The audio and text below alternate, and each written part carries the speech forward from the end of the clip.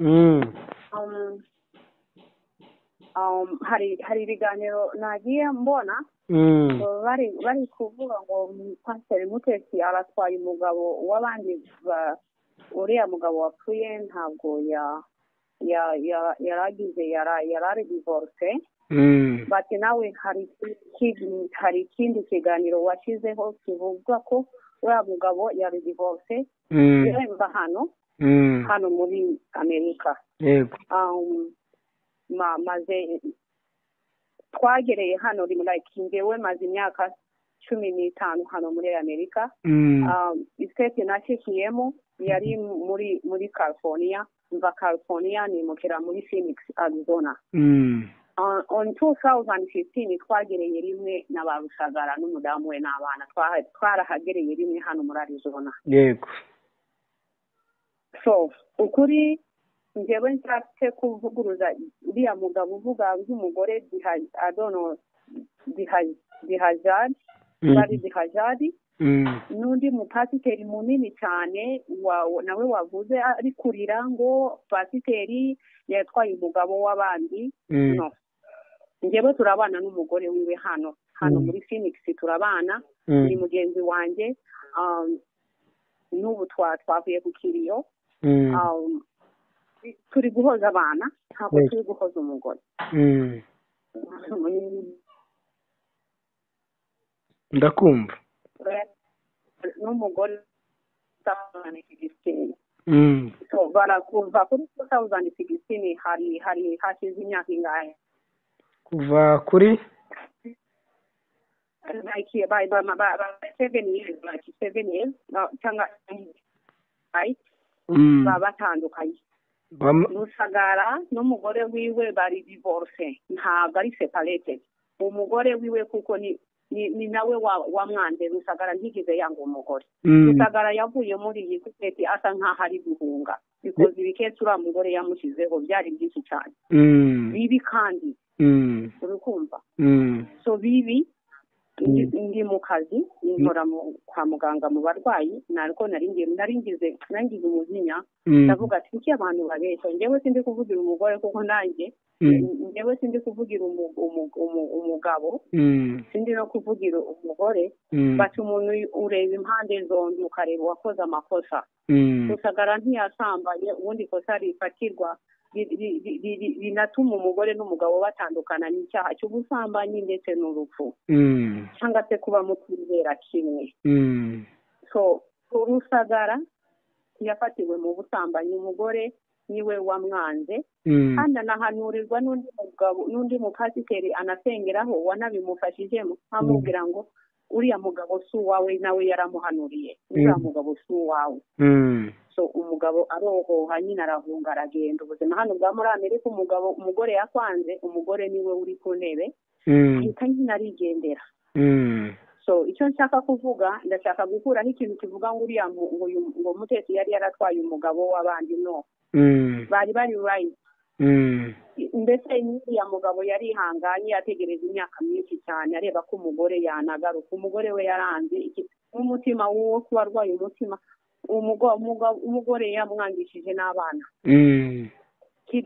She doesn't want the kids to see the father.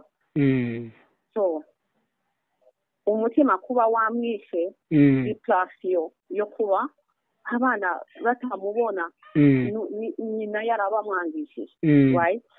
So rero abantu bari kuvuga ibintu bitakwiriye, please babareke kuvuga. Njyewe sinakunda kurikirana sinabona kuvuga ngo atekanye muhamagara no mugabo mubwire ukuri. Njyewe icyo ndikubwiye ni ukuri. turaturanye n'umugore hano neza everyday tuba turi kumwe. Ntabwo yaguhamagara nko mu kiganiro kaba ariko kabivuga akagira amakuru akubazaho. Wowe umuntu akuhamagara nko mu kiganiro ntabwo ari byo byaba byiza, cyangwa umuntu akaba yakoresha nk'amajwi yawe? Hari ikibazo? No, nta kibazo. Njye kukubwira nti abantu bareke kubeshya. Uriya mugabo ntiyari afite divorce, bari bafite divorce. So umugabo yaragiye kubona Sorry gato, umugore wa Rusagara urabizi neza ko bari bafitanye divorce n'umugore yari abizi ko divorce ihari? Bari bafite divorce, yes. Bari bafitanye divorce.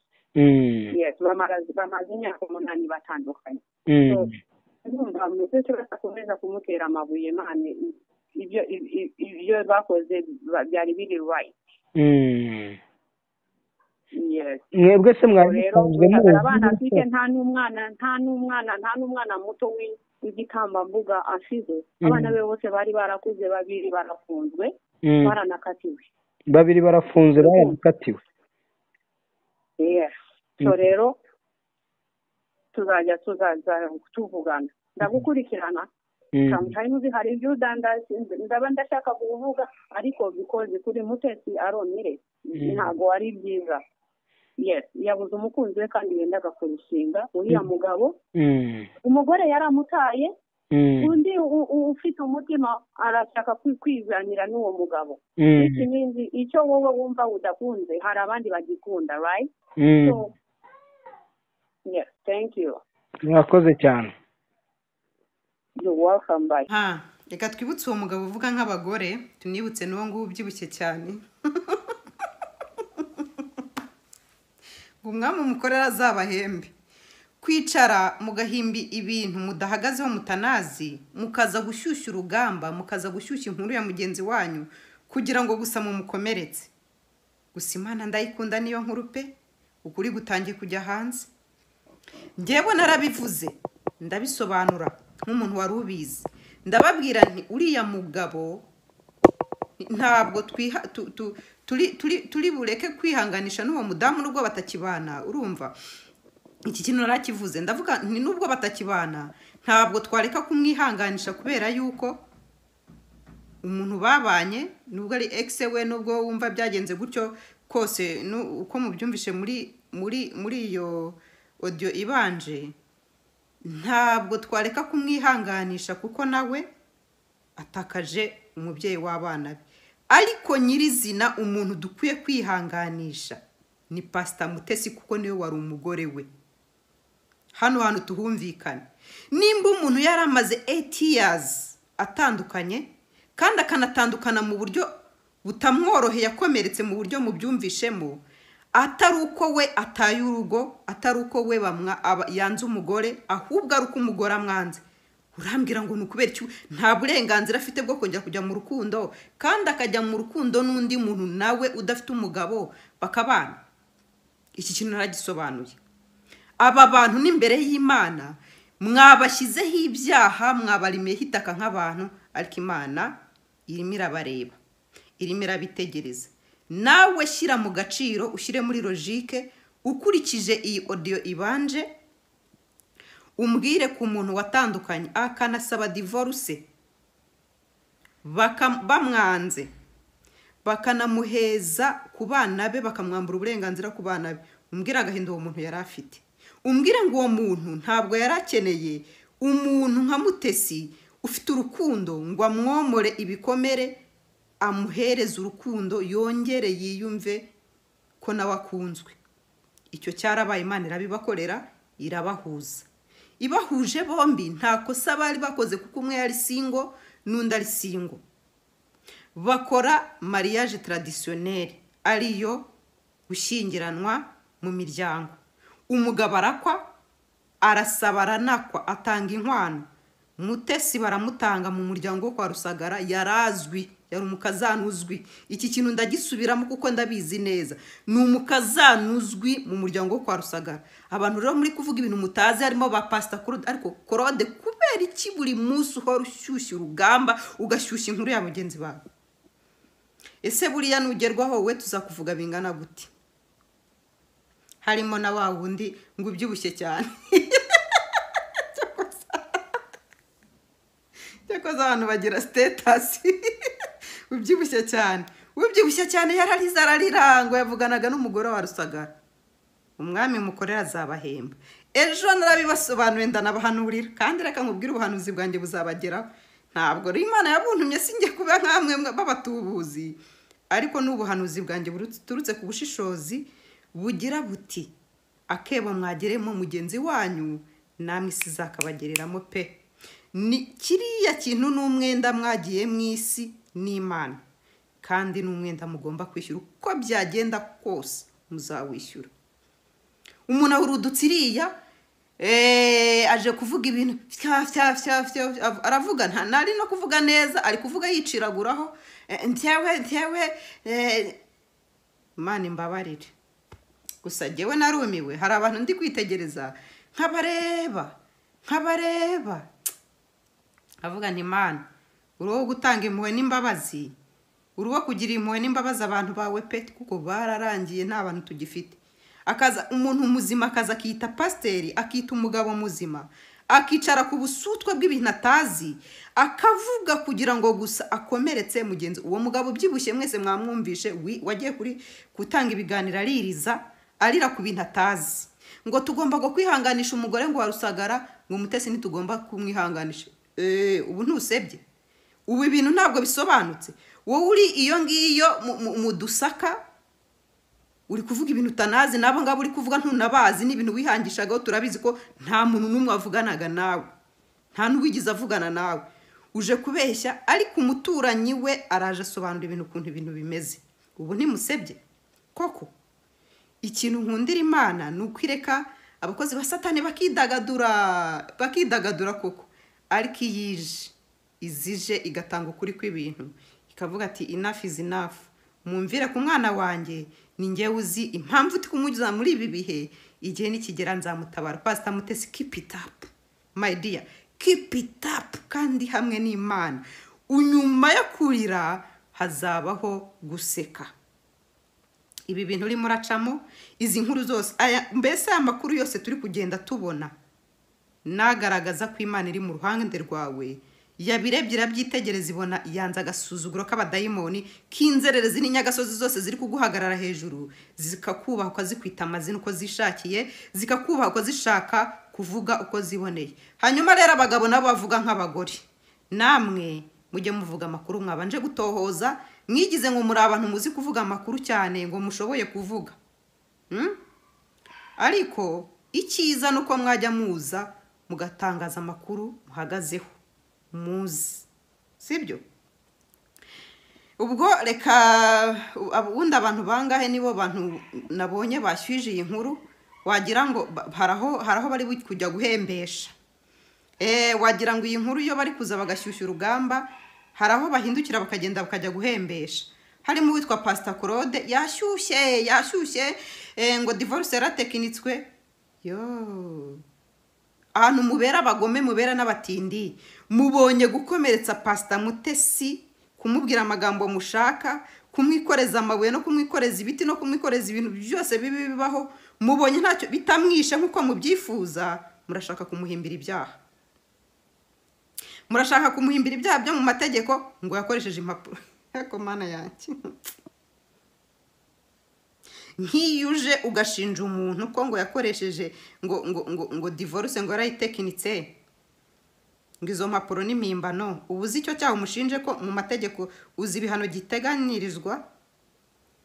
Ubu bivuze mu mutwe wawe hatekereza, uzi ko ubu Mutesi uba afite uburenganzira bwo kujya mu mategeko akarega buri umwe wese wamufasheho ijambo, akamuharabika, akamusebya, akamuhimbira ibinyoma.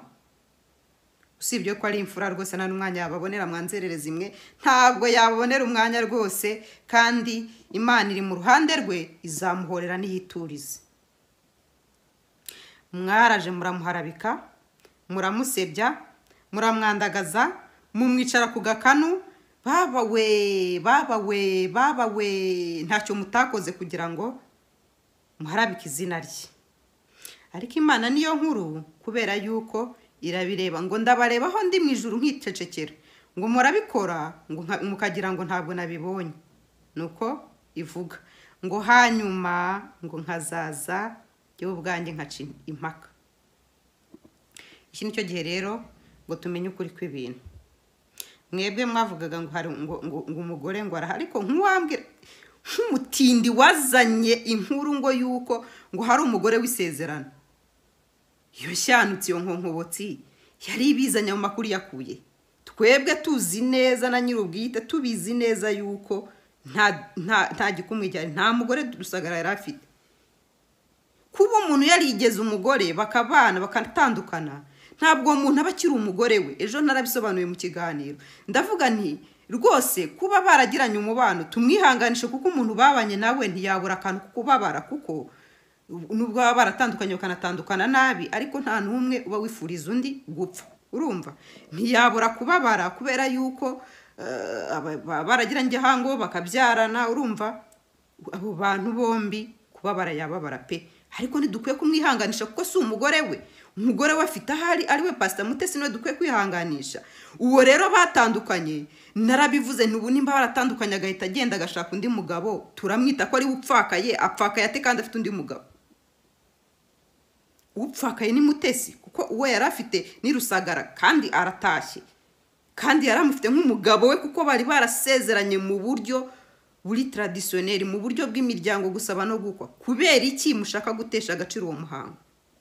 Kubera iki uwo muhango wo mushaka kutesha agaciro kandi bayita mariage traditionnel?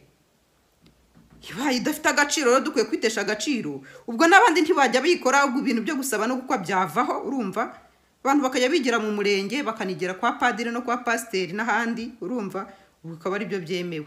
Ariko impamvu jyewe nyihagaraho nkanayiha agaciro nuko ari nayo mariage ibanziriza izo zose. Wanze wumva ukuntu iyo mariage naremereye. Niyo mariage ibanziriza izo zose, niyo mariage y'imfura muri izo eshatu zose, nibanza. Hari uwo mwari mwabona, hari umuntu mwari mwabona wagiye kwa pasiteri akabanza agasezerana cyo kwa padiri, hanyuma akajya mu murenge bakajya gusaba nyuma? No, ibyo ntibibaho. Barabanza bagasaba bagakwa, bakabona kujya mu rusengero, ibindi bigakurikira mu nyuma. Ni ukuvuga ngo iyo mariage niyo y'imfura muri mariage zose. Ubwo rero kuba iza mu mbere nuko ari nayo ifite isano rikomeye cyane, kuko ni nayo ihuza imiryango. Nabundi gikumwe mushobora kwifata umwe babiri batatu mugashaka n'abantu bo ku ruhande batari n'imiryango, mukagenda icyo gikumwe mukagikora. Kugira ngo se executive ntiyabasezeranya rwose ngo nuko ngo nta miryango ihari. Imiryango rwose babasezeranya. Ariko muri mariage traditionnel ntabwo wafata abantu bonye ku ruhande ngo uragiye ngo ujye gusa usaba ndetse abo bantu baraziranye se. Birasaba ngo iyo miryango ihure, isabane umugeni kandi na hano umugeni. Bisobanura ngo iyo mariage iraremereye cyane no kurusha ibindi byose. Kubijyanye na religieux rero, mariage religieux ushobora gufata abantu ku ruhande, we n'umugore n'umugabo cyangwa we mukobwa n'umuhungu, mushobora kubyumvikana mugafata abantu ku ruhande. Kose munasengana, nta risano mufitanye, mukajya kwa pasiteri ati turaje rwose Imana iduhe umugisha. Kugira ngo pasiteri yakakubasezeranya ntago yabireka, arabasezeranya rwose. Apfa kuba abantu muri kumwe abona ari abakristo bagenzi banyu bene data, arabasezeranya. Ubwo rero impamvu nuko iyi ngiyi iri traditionnel ihuza imiryango kandi uburi obreje ko iyo miryango ari ihura, niyo jyewe mpereza agaciro cyane kurenza ibindi byose. Rero kuba yari yaramusabye akamukwa, Pastor Mutesi ndabisubiramo, yari umugore wa Rusagara. Pastor Mutesi ndabisubiramo, yari umugore wa Rusagara, kandi tugomba kumwihanganisha. Arapfakaye, yihangane turamukomeje, kubera yuko niwe wari umugore we. Urumva, uwahoze ari umugore we yari yaramutaye kera, yari yaramwikuyeho kera. Mwabyumviye muri audio yabanje ko umugore we ari we wagize gute, ari we wamwanzi, sibyo? Hano iyo ngiye kuvuga ku bintu byinshi rero amarangamutima hari igihe azamuka, bikaba ngombwa ko mbicumuriramo. Munyihangana aho navuze nabi, ndiseguye. Ntabwo it was not intentionally, kandi nta muntu n'umwe naringamije guhutaza no kubwira nabi. Ubwo nyine nuko hari aho bigera nkumva akumuntu kakantu ka kamere ya muntu, urumva, kakanga. Ariko munyihangana, ibi mbisaba imbabazi, kuba nsoje mbisabira imbabazi. Mwumve ko aho navuze nabi cyangwa se aho naba nitwaye nabi muri iki kiganiro nuko ntari nkomeje. Ubwo mba ndimo nkurikiza inama za bamwe na bamwe baba bampaye ku makomenti n'ahandi no mu ndangagaciro zanjye. Ubwo rwose ku muntu wumvishe ikiganiro akumva haraho nitwaye nabi, ambabarire, it was not my intention. Ariko numvaga gusa nshaka kuvuga kuri iki kintu, nshaka kugaragaza ukuri kw'ikintu uko kumeze. Ndashaka kuza kubasesengurira byimbitse ibijyanye n'iyi nkuru neza ku masaha y'umugoroba. Ubu nagira ngo mbanze nkacishemo kuko numvaga ntayicarana aya makuru ntayabagejejeho.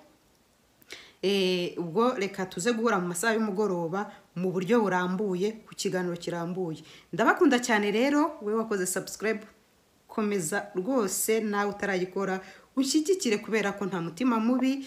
Tuzajya duhana ibiganiro hano, mungira inama, mbagira inama, byose ibintu n'abantu turuzuzanya kandi dukomeza gushyigikira no gukomeza umuvandimwe wacu Pastor Mutesi, tumuba hafi kubera yuko ibi harimo biramugoye, ibi harimo biramukomereye, ariko Imana niyo nkuru. Wowe uri kure ushobora kumuha inkunga y'amasengesho, ushobora kubumuha inkunga, erega na buji mwayitanga ntacyo bitwaye.